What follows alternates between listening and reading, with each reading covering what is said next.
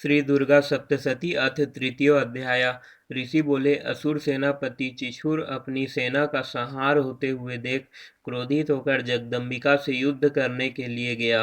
वह असुर युद्ध में भगवती के ऊपर इस प्रकार बाणों की वर्षा करने लगा मानो सुमेर पर्वत पर मेघ जल बरसता हो। तत्पश्चात देवी ने उसके बाणों को खेल खेल में अपने बाणों से काट दिया और उसके रथ के घोड़े तथा सारथी को भी मार गिराया। तत्काल ही उसके धनुष तथा ऊंची ध्वजा को काट दिया। धनुष के कटते ही उसके शरीर में बाणों से घाव कर दिया। धनुष, रथ, घोड़ा और सारथी के नष्ट हो जाने पर वह ढाल तलवार लेकर भगवती पर प्रहार करने के लिए दौड़ा। उसने तीक्ष्ण धार वाली तलवार से सिंह के मस्तक पर प्रहार करके बड़े वेग से भगवती की बाईं भुजा में भी प्रहार किया। हे राजन, वह तलवार भगवती की भुजा पर पड़ते ही टूट गई। तदनंतर उसने बड़े क्रोध से लाल नेत्र करके त्रिशूल उठा लिया तथा भद्रकाली देवी की तरफ उसे फेंका। वह त्रिशूल व्योम मार्ग से गिरते हुए सूर्य के सदृश प्रकाशमान दिखाई पड़ा। इस प्रकार उस त्रिशूल को अपनी ओर आते देख देवी ने अपना त्रिशूल छोड़ा और उस महादैत्य को भी मार गिराया। जब चिछुर असुर मारा गया तो देवताओं का शत्रु चामर हाथी पर बैठकर भगवती से युद्ध करने को उद्यत हुआ और उसने देवी के ऊपर शक्ति को फेंका, परंतु जगदम्बा ने उसे हुंकार से निष्प्रभ करके पृथ्वी पर फेंक दिया। शक्ति के टूटते ही उस असुर ने क्रोधित हो अपना त्रिशूल मारा। भगवती ने उसको भी बाणों से काट दिया। तत्पश्चात भगवती का सिंह उछलकर हाथी के मस्तक पर बैठ गया और उस दैत्य के साथ बाहु युद्ध करने लगा। वे दोनों लड़ते लड़ते हाथी पर से नीचे पृथ्वी पर गिर पड़े और अत्यंत क्रोधित होकर परस्पर लड़ने लगे। फिर सिंह ने बड़े वेग से आकाश की तरफ उछलकर चामर को थप्पड़ मारकर उसका सिर शरीर से पृथक कर दिया और देवी ने उदग्र को शिला, वृक्ष आदि से मार दिया तथा दांत और मुक्कों की मार से कराल को मार दिया। तत्पश्चात भगवती ने क्रोधित हो उद्धत दैत्य को गदा से मार दिया। बिंदीपाल से वाष्कल तथा गंधक और ताम्र को बाणों से मार दिया।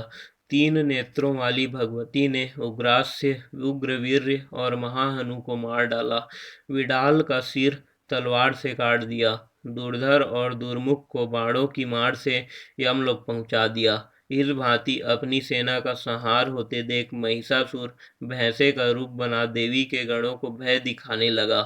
किन्हीं को थुथुन से प्रहार करके, कुछ को खुरों से, कुछ को पूंछ की फटकार से, कुछ को सींगों की टक्कर से चोट करने लगा। किसी को तेज दौड़ कर, किसी को गर्जना करके, किसी को चक्कर देकर तथा किसी किसी को श्वास की वायु से पृथ्वी पर पटकने लगा।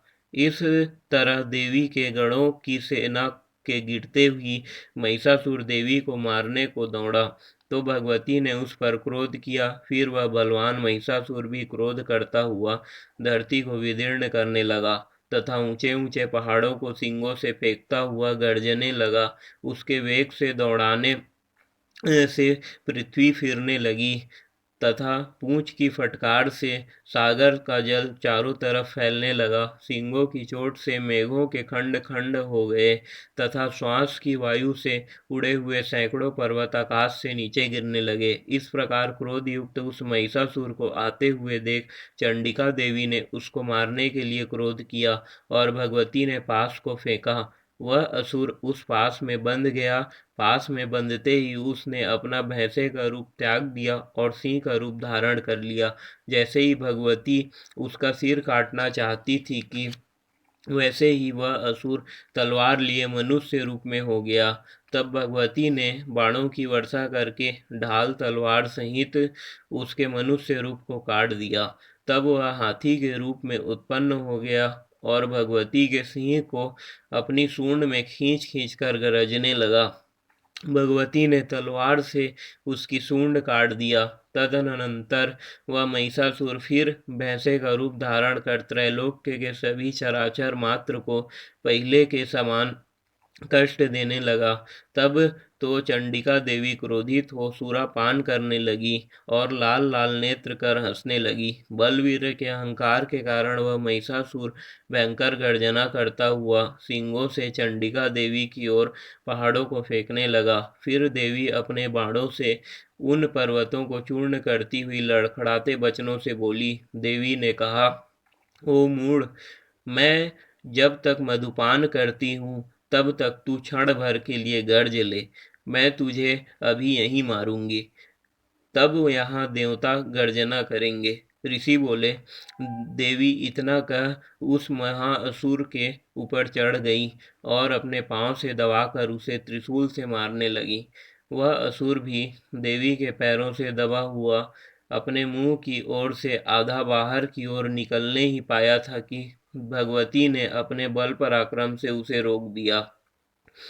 आधा निकला हुआ महादैत्य जब भगवती से युद्ध करने लगा तो देवी ने अपनी तलवार से उसका सिर काट डाला। तदनंतर हाहाकार करती हुई दैत्यों की समस्त सेना भाग गई, जिसे देख समस्त देवगण बड़े प्रसन्न हुए और दिव्य महर्षियों के साथ सभी देवगण भगवती की प्रार्थना करने लगे और गंधर्व राज गाने तथा अप्सराएं नृत्य करने लगीं। इति श्री मार्कंडे पुराण के देवी महात्म्य में महिषासुर वध नामक तीसरा अध्याय समाप्त। जय मां आदिशक्ति मां दुर्गा माता जी की जय।